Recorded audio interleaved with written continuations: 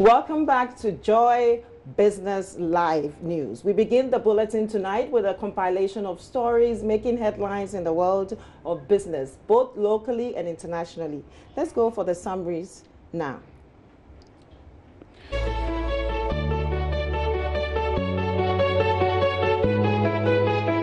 The managing director of the Agricultural Development Bank, ADB, has indicated that the bank is working to recapitalize before the December 31 deadline. According to Dr. John Kofi Mensah, an announcement will soon be made by shareholders of the bank, which includes Bank of Ghana, government, some retail investors and staff of ADB. Dr. Mensah told Joy Business, ADB has come very far in meeting the minimum capital requirement before the end of December. According to the Agricultural Development Bank, they believe that they are in a very good position to meet the new capital levels without depending on another bank to meet the capital. Dr. Mensah says he does not think the merger with the National Investment Bank, NIB, would come on as planned. He said ADB is also working with other agric-related institutions in offering technical assistance to persons in the agric-business. The Energy Committee of Parliament has hinted it will soon order the Tema Oil Refinery to appear before the House to give account of its operations after declining earlier invitations. Ranking member of the committee, Adam Mutawakilu, disclosed the committee has not been able to look at Toll's 2017 financial statements because the company has consistently turned down the committee's invitations. He said the committee is closed with the powers of a high court, and soon we will have to subpoena them to appear before the committee so that we will be able to look at their financials. He observed Toll is riddled with issues that need to be addressed, but would not honor the committee's invitations. Upon several invitations for them to appear in 2018, they declined 2 invitations, but you all bear with me that issues in the social media and the public is not good for Toll, he said. According to the Member of Parliament for Damango, Toll has incurred a debt of $24 million, and he has therefore urged the government to investigate the matter. The poor state of road infrastructure linking farm areas to cities still remains a major problem for farmers in the country. The development has really affected the fortunes of most farmers. Some citrus farmers at Obuasi and other communities in the Adanse area of Ashanti region are looking at switching to cocoa production. Prince Apia has the rest of the story.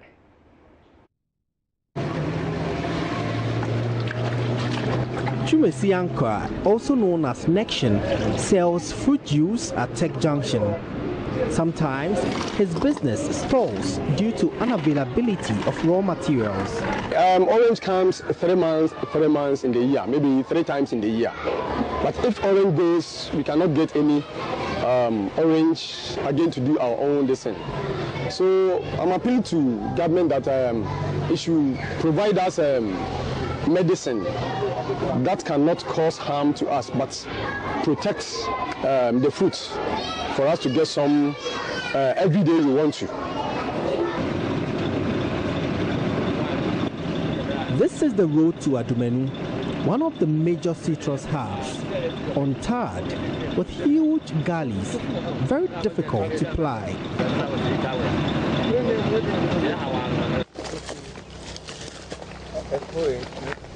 40-year-old Kofi Owusu-Sechere has a 10-acre citrus farm on which he has been working for the past 6 years here in Adumenu. He spends over 20,000 Ghana cedis every year to hire labor to maintain the farm. For the past 2 years, Kofi has sold only 20 bags of oranges from this farm with the potential for 1,000 bags. You see how our road is. I can't get market. I have orange. This farm is over 10 acres. But last year, no market. This year, too, because of our road. Okay, so after waiting close to 2 years for the plants to bear fruits, I mean the orange fruits, farmers here at Adumenu would have to wait and see their crops rotting on the trees because of lack of market and poor roads leading to the markets. As a result, Kofi wants to give up citrus for cocoa farming. He is convinced he can offset his production cost with guaranteed markets for his produce. Let's go.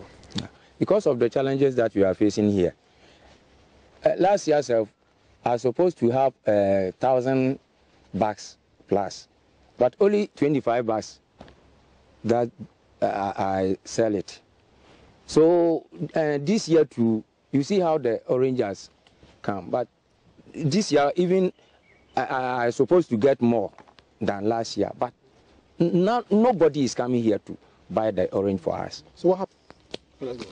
Yeah, because of that, I have made my mind that this season that we are going, I have to cut all the orange down so that I can plant cocoa, because I have seen that only cocoa that the government need or he cater for, so I have to go into cocoa. Obuasi Municipal Chief Executive Elijah Adansebona speaks of a citrus processing plant and the government's one district, one factory policy. On your way to Kumasi, before you get to Chichivre, there is a site there. As an assembly, we've done our best documentation done for the private individual who wants to set up this factory. It's a citrus factory. And so as we speak, we are doing 50,000 citrus seedlings, and then until this factory is established and other measures put in place, oranges from these communities will continue to rot away with their capital. Prince Apia reporting. 60-year-old farmer James Obeng Boateng from the Brong-Ahafo region has been awarded 480,000 Ghana cedis upon being adjudged the 2018 National Best Farmer at a ceremony held in the Northern Region capital, Tamale. Here are excerpts for you.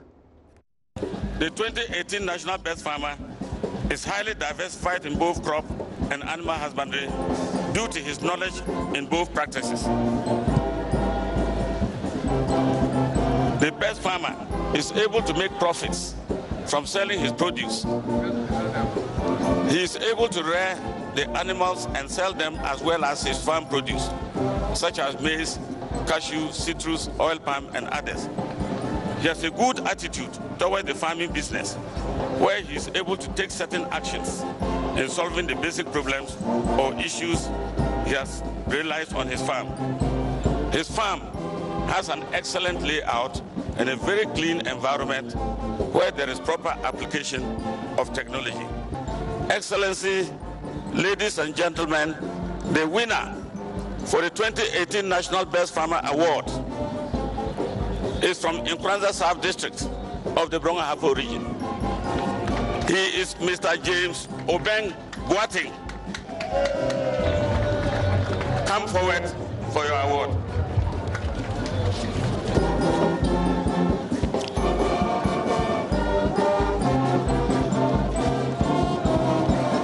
The 2018 National Best Farmer receives a cash award of 480,000 Ghana cedis. That's equivalent to $100,000. Now let's go over to the phone lines and speak to our Northern Regional correspondent, Martini Bugri, who has been covering the Farmers' Day event for us. Hello. Hello. Kindly brief us on what has been happening today. The program, which was supposed to start earlier around 11, finally took off around, earlier at 9, took off around 11. But within the 2-3 hours, it was over, where awards were given to all farmers who had converged from far and near across the country to receive the awards. It was a great moment for the farmers who were excited that they were being recognized. The effort they had put into the soil had yielded results, and they were being recognized. Speaker after speaker praised the farmers. They talked of government policies that had yielded positive results in the agriculture sector and what the government plans to do in 2019 to boost the agriculture sector. Now, mango farmers say they feel rejected. What exactly have they been saying? Mango farmers say that apart from cocoa, mango is the second cash crop that can send Ghana far. But they say that over the years they have always been sidelined, they have never been recognized, and they feel that government is not being fair to mango farmers. Well, heard our Northern Regional Correspondent, Martin Ebogri. Oh, Prof, I mean, you've been hearing what the mango farmers have been saying. What would be your point of view? I think that it's a legitimate concern. They are all farmers. Perhaps it's a genuine concern that we need to take on board going forward and see whether we can have some categorization in a manner that is broad-based and captures them to some extent here. So I think we just don't have to discount what they are saying. We need to take them on board. They are also farmers. I think they are also looking forward to a day like this, and therefore we should be looking at something that is broad-based, inclusive, so their interest is also accommodated. Thank you. So I think it's a great day. It is. Perhaps more for the professionals also. Okay, so we'll take a quick break. We'll be right back. Yes, which we have.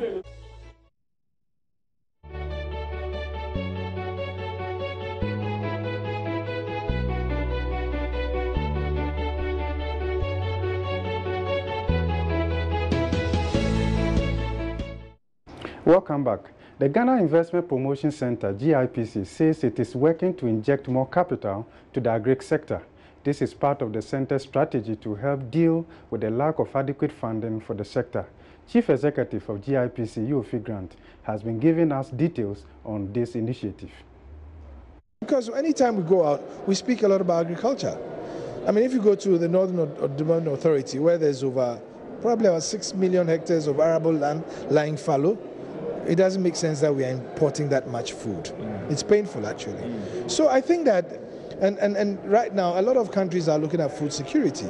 And so it creates an opportunity for us to use their money to build a situation where Ghana becomes maybe a grain basket for West Africa and a food basket for West Africa. And so it's an opportunity that we actually go out to market. I mean, I'm so convinced about agriculture, because a country that cannot first feed itself can hardly do anything else. Now, Tullow Ghana says it is working to increase its daily production at the Jubilee and 10 fields from the current 147,000 barrels to about 180,000. Managing Director of Tullow Ghana, Kweku Awotri, disclosed this and told Business News this. This goal could achieve upon completion of repair works on the current bearing at the Jubilee FPSO by the first quarter of 2019. Tullow has reiterated its commitment to invest more into the oil and gas business in Ghana through initiatives that improve production levels at Jubilee and 10 fields. Engaged in a section of the media in Accra, Managing Director of Tullow Ghana, Kweku Awotri, said the company's drilling program for 2019 is to produce about 180,000 barrels of oil a day. We had a bit of a production dip last week, 2 weeks ago, but we've been operating around 100,000 barrels a day at Jubilee for a lot of the year, okay? So 100,000 at Jubilee, and at 10 we're producing around 65,000 barrels a day. So that's our current level. When you add the shutdowns, we annualize about 140. You understand what I just said? In 2019, we expect to get to 180,000 barrels a day. And because there will be no shutdown for Jubilee, we expect that level to be about flat for the rest of the year. Very much about making sure what we call the top sides. When you go on the FPSO, hopefully you'll be there next year, and you see the facilities, basically making sure that all the equipment works. And it's really about the oil coming out of the seabed, and then the various pieces of equipment, the heat exchangers, the compressors are all working. Kweku Awotri has also been outlining some measures being put in place by the company to avert the situation of shutting down the FPSO facility. The job that that Tullow has with MODEC, who is the main contractor, is to make sure that they are well maintained and that they are producing at the capacities that they are designed for. And as you see with a steady trend, you know, as I said, in 2016, Jubilee, we're only producing 100,000. Now we've got 10. We are slowly increasing production. So I think the track record basically gives us belief that next year we can get to 180,000 barrels. Moving on, local beverage manufacturer Casa Preowned has moved to complement government efforts in reducing housing deficit by adding real estate to its business portfolio. Christened the Signature, the state-of-the-art apartment is expected to help give a boost to the housing sector. Currently, the country has a housing deficit of 2 million units. The country's housing shortfall has been projected at 1.7 million units and expected to soar to 2 million by the end of the year. This implies that government will have to build 190,000 to 200,000 units each year for the next 10 years to bridge the gap. Experts say it will take the intervention of the private sector to address this challenge. It is for this reason the famous local beverage manufacturer Casa Preowned has moved to support government with the establishment of a state-of-the-art apartment christened the Signature. Eunice J is the managing director of the edifice. As part of what we want to offer to the community, we are going to construct the road. We are going to bring street lights into the East Legon area. As we've launched the Signature, we are going to be employing a lot more people to Cape May. We've asked Mikaleti to be part of the construction building, and you know that as they are building, they are going to bring a lot of people to come and build the project. So we are helping the Ghana economy by bringing more jobs into the country. The Signature apartment complex was engineered by building construction company Micheletti, with the original equipment manufacturer Bosch supplying all the home appliances. He tells Joy Business plans are underway to curb the influx of pirated products. As a global brand, we've managed to shut down 3 very large factories in China that some of these products came from. And it's one of the biggest challenges I have as the managing director of the company here in Ghana, plus 18 countries in the West African region, to make sure that we can cut down on the volume of the influx of pirated products. We have a plan, we have a program in place. We have an investigative wing that is actually tracing the source of all these products in the Ghanaian market. Cape May Property says it is looking forward to completing both phases of the project in 2 years. Bismarck Awuse's report for Joy Business.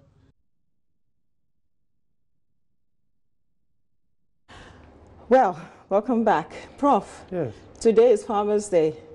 Now let's talk a little bit about your thoughts on what you think financing is to the sector, because I mean, from data I read actually just this morning, I understand that over 50% of our population is engaged in farming. Is that right?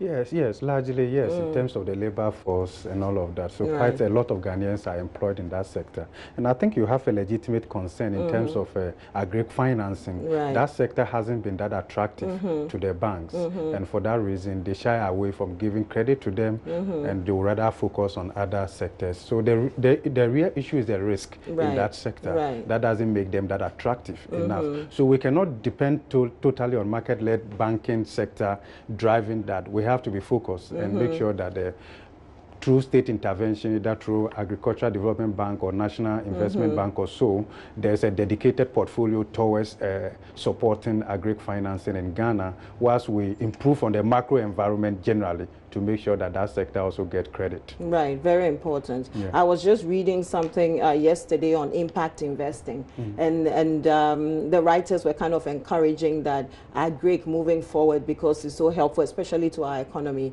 More investors should look at that, and I think that maybe banks should begin to even look at equity investing instead of just debt investing. What would you say to that? Yeah, that's fine. So farmers can look to other sources other than just banking sector credit. Right. So that's appropriate. Okay, right. Well, today has been interesting for me. How has it been for you? It hasn't been easy for me.